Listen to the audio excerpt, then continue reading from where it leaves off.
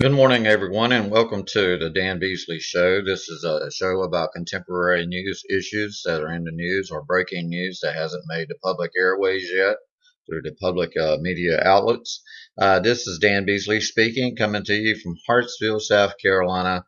Time is 7:54 a.m. on July 26, 2013. Hope you and yours are doing fine. We're going to go ahead and get straight into the news this morning as we proceed. Today, engineers are getting rich as talent war heats up. The United States is showing a deficit in the number of engineers due to the fact of the manufacturing sectors of the country have moved abroad and have left a talent pool here that is commanding high salaries and taking regular calls from headhunters as the oil companies and the shale gas companies are heating up with industrial fights for scarce talent and snapping up engineers from other sectors. It's an all-out war for talent, says a Houston-based Gladney Dora, president of Piper Morgan Associates Personnel Consultants, specialist in recruiting oil and gas engineers. Right now, the hardest hit individuals are to recruit are people who have anywhere between from 5 to 15 years experience. That's a real sweet spot right now, he said. Moving on to our next news story. It comes from Asia, and it's saying that Asia stocks flounder as China resists stimulus. China is trying to drive the economy over there to try to save it. It's scheduled for zero GDP growth next year, meaning that the economy is going to pretty well stagnate and is going to flounder and fail if they don't do something to stop it. Just a few short months ago, or in the space of about a year, they were commanding a lead over the dollar, and they were looking to supplant the dollar as the OPEC media of exchange. Instead, they have now floundered and they're flattening out as the U.S. economy affects their economy. So we're moving on to another news item today. Um, the Pope was on an Air India Boeing Dreamliner, and the Dreamliner is Boeing's new aircraft that's had fires, unexplained fires that came from batteries and came from other issues, and now all of a sudden, here's a story coming out of New Delhi by Reuters saying that an oven in a Boeing Dreamliner operated by Air India overheated during a domestic flight this week, causing smoke, but did not interrupt services. State-run Indian carrier said, adding an investigation has begun. India's aviation regulator said it was examining the incident and sought a report from Air India. The incident follows a fire earlier this month on a parked Ethiopian Airlines owned 787 Dreamliner and caused extensive damage to the plane. The entire global fleet of Dreamliners were grounded for 3 months this year due to fires and battery-related issues. Separately, Japan's ANA Holdings Incorporated 9202.T, which operates the biggest fleet of Dreamliners, said on Friday it found damage to a battery wing on 2 of their 787 locator beacons. So the overheating of the oven began on the July 24th flight from New Delhi to Kolkata and did not cause a fire. And the Air India spokesperson said that they were in touch with Boeing over the issue. Even if it's a minor incident, it's always referred to investigation, the Air India spokesperson said.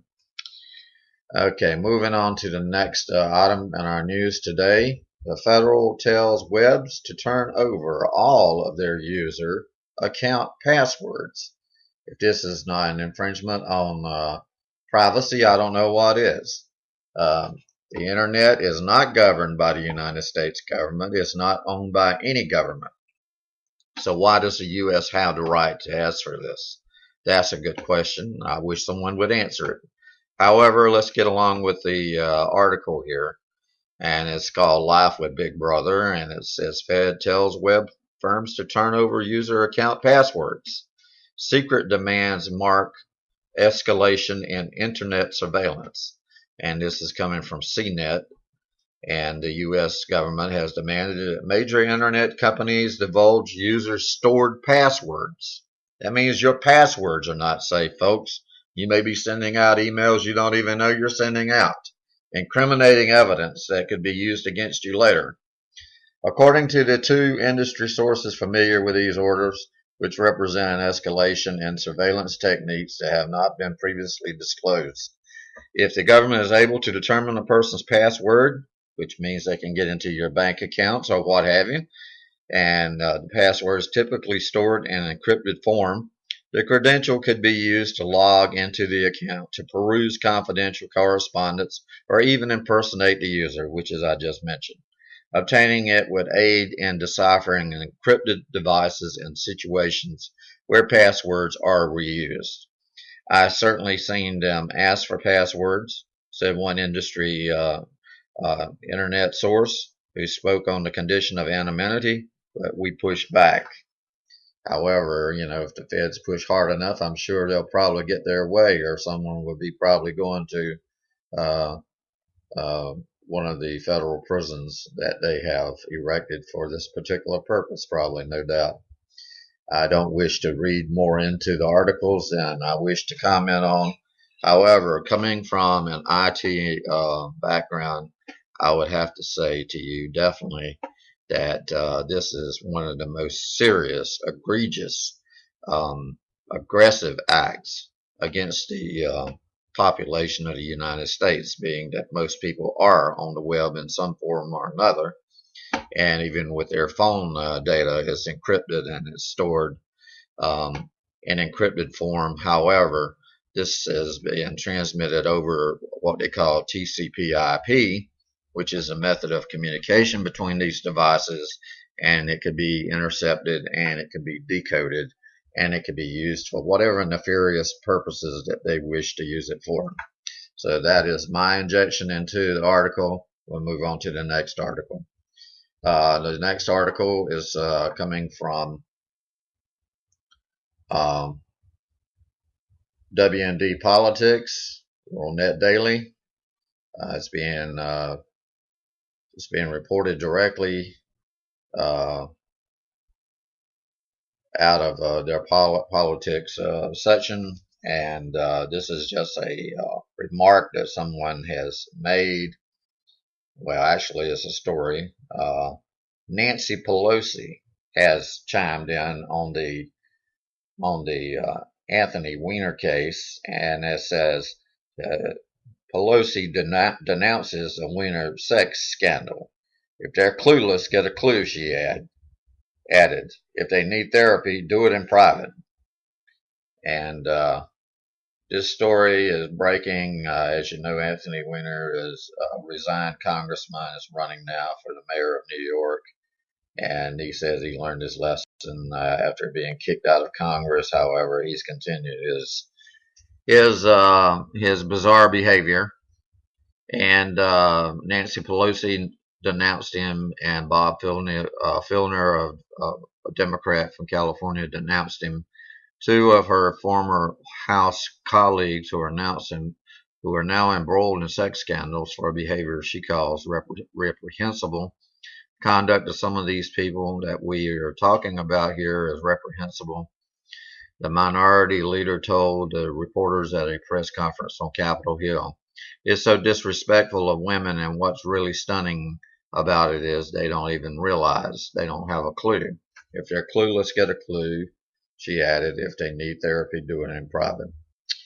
So moving on to our next article. It's in the article, it's in the arena of everything that this show is about. There's going to be a conference, and it's going to be put on by, this news is coming out of World Net Daily, and it's saying explained floods, earthquakes, fires, and politics. Understanding the Times 2013 conference lineup announced. And it says one of the jokes from last year's Understanding the Times conference in Minneapolis suburb was that the rapture is a true example of the separation of church and state. For those with less training in end-time studies, the rapture is the event when the faithful of the church meet God in heaven, and as for the state part, well, you get the idea. Now, a lineup of speakers has been announced for the 2013 conference scheduled at Grace Church in Eden Prairie, Minnesota, just outside Minneapolis. Mark Hitchcock, the pastor of Faith Bible Church in Edmond, Oklahoma, will be returning. He is the person many in the secular media tap when they seek to connect secular events with prophecy. So he's authored 25 books on end-time issues. It was Hitchcock during the 2012 conference who said that sometimes God's judgment on a nation is the wrath of abandonment. And that is, he says, when God allows a nation to pursue its own ways and suffer the consequences of it. Also on the roster this year is Joseph Farah, who is the author and journalist and conference speaker, founder of CEO and WND.com, the world's leading independent news site, which I draw a lot of my information from. He has written for such publications as the Wall Street Journal, National Review, LA Times, and has collaborated on books with Rush Limbaugh and Hal Lindsey. Also speaking will be Ron Rhodes, the head of the Reasoning from the Scriptures Ministries. He's written dozens of books and addresses the national media on current issues. Jan Markle will also speak. She is founder and director of Olive Tree Ministries, which sponsors the annual event. And this is a very, very important conference. And if you can attend this conference, it would be very well worth your time and effort. It will seek to tie together all of these news events that we have been given to you daily, and explaining the information that we have on it, and these people can expound on the ideas, and these people will be able to give you more information as you need it. Our next news article is coming out of blacklistnews.com by way of Zero Hedge. The banksters are back at it again, folks. Goldman and J.P. Morgan are probed over metals warehouse manipulations. I don't know if most of you know. It probably wasn't covered in the news very well, but J.P. Morgan has a vault that's way below the subways and everything in New York Cities, and it's in the cellar of their New York City complex. And they just recently had a major fire where they had like 24 or 25 fire trucks to show up. And this is because they had a fire in the vault area where they keep a lot of gold. A lot of gold. So anyway, supposedly they had a fire there. Other people are saying that they were there for other reasons, but anyway, it could have been NSA agents posing as fire people for all we know. That's just an inserted comment on my behalf. Sorry to ad lib. Anyway, following the initial uncovering of the manipulation and monopolization of the metals warehousing business 2 years ago, and the last few days the public has seen the public's attention grabbed by the reality of what the banks are actually doing. Following this week's hearing, as the Fed reconsiders banks' roles in the non-banking businesses as the societal benefit, it seems that the CFTC has woken up. As WSJ reports, the Department of Justice has opened an initial probe into the metals warehousing industry, and the Commodity Future Trading Commission, that's what the CFTC stands for, and they have sent letters to some firms telling them to preserve documents in what is likely the beginning stages of an investigation.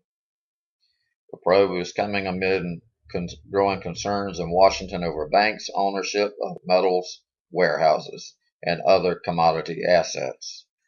So you can imagine, what is in the vault of J.P. Morgan Chase down below the streets of New York City. And as a matter of fact, I used to work for J.P. Morgan Chase. Anyway, the Federal Reserve says it's reconsidering the permission it granted the banks over the past 10 years to participate in physical commodity markets, and also they said that banks that trade commodities have come under attack by government officials, companies, and consumer groups who worry about the ability of the financial sector to exert influence over the markets for raw materials. The probe comes amid growing concern in Washington over banks' ownerships of metals warehouses. I would think I would be concerned too, because he who owns the gold owns the country. Or they own the economy, rather. They don't own the country. Anyway, moving along to our next news story. It comes from blacklistednews.com by way of doomcast.com. The original source is CNET. And we're saying the U.S. government has claims now that they're trying to obtain keys to encrypted web sessions from companies. This is not just your private. This is not just your private encryption keys any longer. This is for companies. Companies. And the FBI is involved in this, and the NSA is involved in this. And they're conducting electronic surveillance against internet users, which still ties into our earlier article about them requesting for passwords, encrypted passwords. Now they're asking for encrypted web sessions. There's a difference. Whenever you sign on to a secure website, you usually see HTTPS in front of the address in the browser bar of your browser for the address. The S stands for a secure website, meaning that data is encrypted. Now the feds are looking for the encryption keys so that they could decipher those screens and see what has transpired and taken place. So this is yet even another assault on the American public's privacy. It's almost like if you live in the United States, you have no expectation of privacy, as they used to say at a place I used to work at, and the place was Honda, and they said that they had right to search your car on the premises if they wanted to, and everything else. And this was not a police force; this was the company itself. So if you worked there, you had to give them the ability to do so, because you had no reason or expectation of privacy. This went beyond the locker room.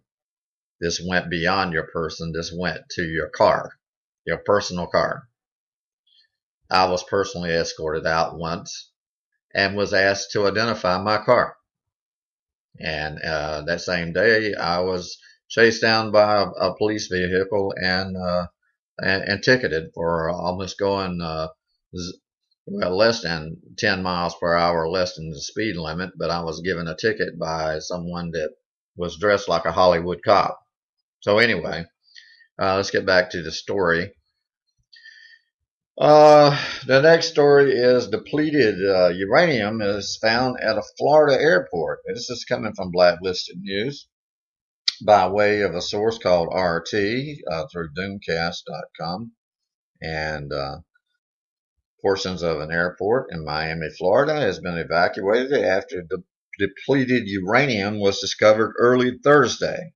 Firefighters have cleared a 150-foot area of the Opelika Executive Airport in South Florida after a 55-gallon drum located either on or near part of a dismantled aircraft was discovered to be containing exposed depleted uranium. NBC6 South Florida reported. Miami-Dade Fire Rescue Public Information Officer Arnold Padrejita Jr. tweeted that a hazmat scene is on the scene attempting to assess the severity of the problem. Opelika is a reliever airport which serves as a secondary landing field for aircraft that normally going in and out of the larger Miami International Airport. It also is a hub used by the United States Coast Guard for air and sea rescue stations. Depleted uranium, for those of you that are not aware of what it is a radioactive product used in military munitions and fission bombs, nuclear bombs, and is regulated by the United States Nuclear Regulatory Commission. Earlier this week, RT reported that the U.S. military's use of depleted uranium during the war in Iraq has led to a sharp increase in cases of leukemia and birth defects, according to some local doctors.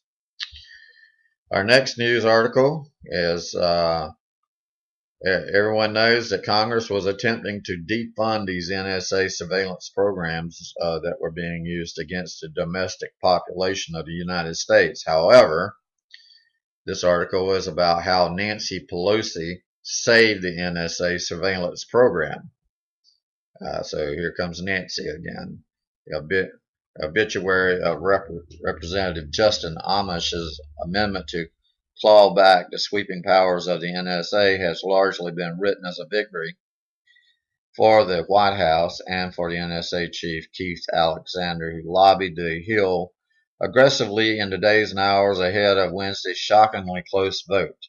The Hill's sources say that most of the credit for the amendment's defeat goes to someone else, House Minority Leader Nancy Pelosi.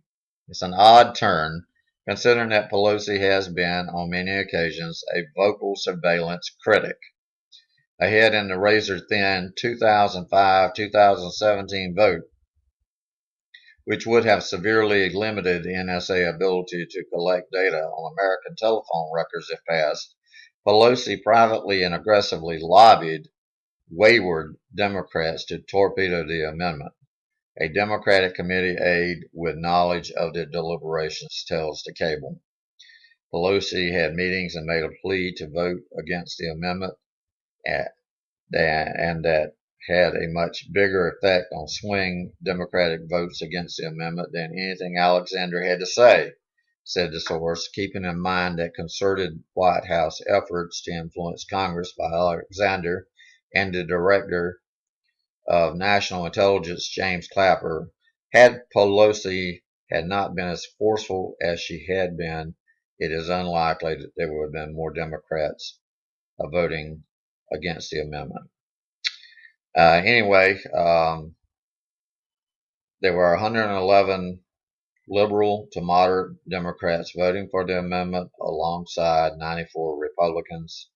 The vote in no way fell along predictable ideological fault lines, and for a particular breed of Democrat, Pelosi's overturn proved decisive, multiple sources said. So anyway, they're going to continue spying on us, and they're flexing even more muscles now. In the news today also, the Lincoln Memorial, which has stood as a symbol of freedom and a symbol of pride for America for years, has been vandalized. It was shut down Friday morning after being vandalized overnight. The U.S. Park Police said the statue, including the memorial, including the Statue of Liberty and parts of the floor, were splashed with green paint. Authorities believe the vandalism happened around 1:30 a.m. and police are reviewing surveillance footage, but no information has been released about possible suspects. National Park Service will work to clean up the paint. The memorial will be closed to the public until the cleanup is complete. And the news also coming out of Syria, there's fighting in the Palestinian refugee camp in Syria. Officials say that pro-government gunmen are advancing in the Yarmouk Palestinian refugee camp in Damascus. Fighting in the camp broke out earlier this week. It has been mostly under rebel control since late last year. And the next news article is, guess what's back, folks? After hundreds of years of being uh, off the scene, a plague-infected squirrel closes Southern California campgrounds. And this is no ordinary squirrel. This squirrel hasn't been around for hundreds of years, but the plague that it carries has. And the discovery of a plague-infected squirrel has prompted closure of 3 campgrounds in the Angeles National Forest. And according to the LA Daily News, says broken blade, twisted arrow, and Pima loops of the Table Mountain campgrounds were closed. The camps are near Wrightwood, about 50 miles northeast of LA. A ground squirrel tested positive for the bubonic plague. The disease is spread through flea bites and can be fatal if untreated. Campgrounds will be closed for at least 7 days as officials find squirrel burrows and dust them to control the fleas. So anyway, we've got all of those in the news today, and that was a lot of news to cover. We're hoping you're still with us because we'd like to try to tie some of this together now in a short period of time. But as I said, there is going to be an explanation, as to why this country is experiencing floods and earthquakes, fires, and politics by the 2013 conference that's going to be held in Minneapolis. So that is basically what we're going to be talking about right now. Is why is America and why is the world in such chaos? Why are these things happening? Why do we seem to have a lack of control? Why do we want to spy on each other so much and know what each other is up to? What is the deal? What is the real story behind the story?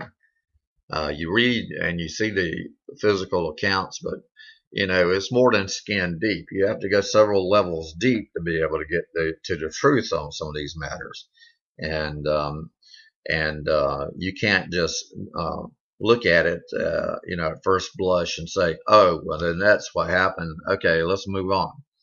No, that's not what just happened. It has a long-lasting impact on you and your life, and this asking for your password encryption and asking for encrypted web pages and doing it, from companies that have stored this data, for your own protection, and they encrypted it for your own protection, only to find out now it's just going to be laid exposed, open to whomever the government deems necessary to be able to go in and look.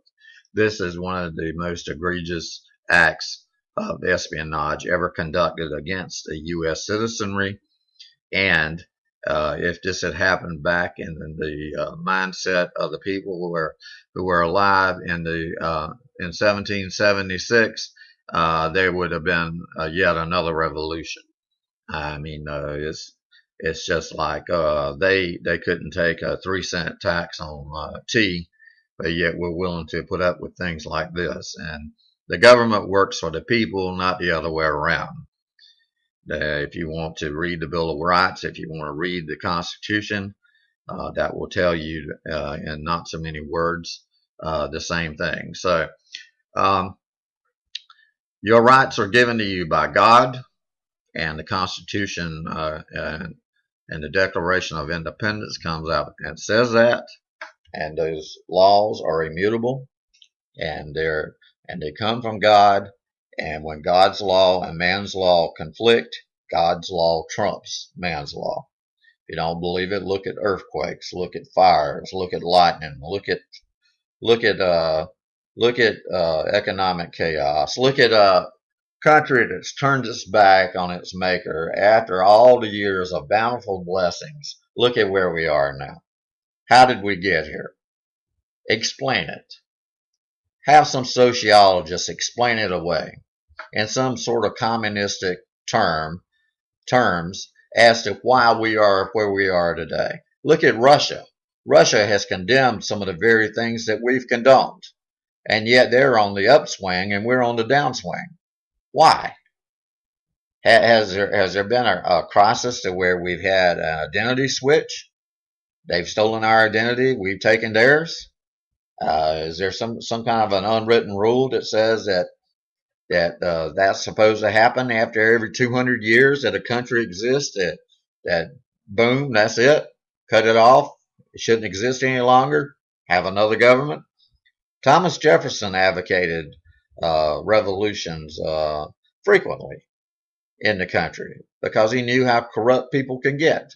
George Washington warned against political parties because he says that would be the downfall of the United States. And we've had other statespeople to come forth. George Washington deliberately handed over the reins of power. He wasn't forced to. They wanted to make him king. They wanted to make him emperor. But he refused to because he knew that was the very reason why they fought the Revolutionary War, was to gain their freedom from such tyranny. And now here we are, we're in America today. We worship technology, we worship televisions, we worship Hollywood, we worship sex, we worship money, we worship dirt as far as being able to deal dirt in a dirty way with other people. And we laugh about it. And we high five each other as to who can do the worst and who can do it the quickest and the easiest. And that has become the cornerstone of American business ethics, is who can do who and how much and to what degree. And that's why you've got these stories about J.P. Morgan and these other companies like Goldman and these other companies that are trying to make money the easy way by storing depleted uranium in public places rather than disposing of it like it should be in landfills. I mean, we have become a nation of ignorant people. When I say we, I mean not the general public. I mean our leadership. Our leadership does not care about what it does to its people anymore. It does not care about the future of this country. In fact, it would like to see this country decimated to the point to where everybody will lose faith in it. Everybody will lose faith in freedom. Everybody will lose faith in the United States of America so it can become the North American Union or whatever the World Trade Organization or whatever the New World Order dictates for it to be. Open your eyes, people, and look around you and see what's going on. Is this the same world that you grew up in? Is this the same America? I ask you to ask yourself that question. And then go to work. Go to work and fight this on your own levels. Fight it to wherever it needs to be fought. But fight back for your freedoms. The only freedoms you have are the ones you're willing to fight for. If you're not willing to fight, then you have no freedoms. You're at the mercy of these career politicians that have nothing riding on it. They're not even afraid of your vote anymore because they've even subjugated that to their own rules. And they've even got that set up to where 98% of Congress is sent back to Washington every time there's an election. When did you ever hear anything that was consistently 98% except dirt? I ask this of you. I may sound a little like Rush Limbaugh here, but I'm a little bit passionate about this country and about its freedoms and about what's happening to it. So wake up, America. Wake up. Return back to your God. Return back to the God that created this earth, that created this country, that sent Columbus over here, that sent people to the New World to try to start a Christian nation, and did so and built it up, and it was bountifully blessed until we started our trek away from him back in the 60s when we started this business of separation of church and state, which was never intended to be. It was meant that Congress could not infringe or impose a religion on a particular people. It was not meant that there was not to be any religion practiced anywhere. But they're using that as an excuse. And they're trying to drive it into the ground, and they're doing so, and they're getting away with it. So vote with your feet, vote with your pocketbooks, vote with your work, vote with your attitudes, and don't take it sitting down. This is Dan Beasley wishing you a good and godly day, signing off, and hoping that God will guide you in all that you do today. Thank you and have a great day.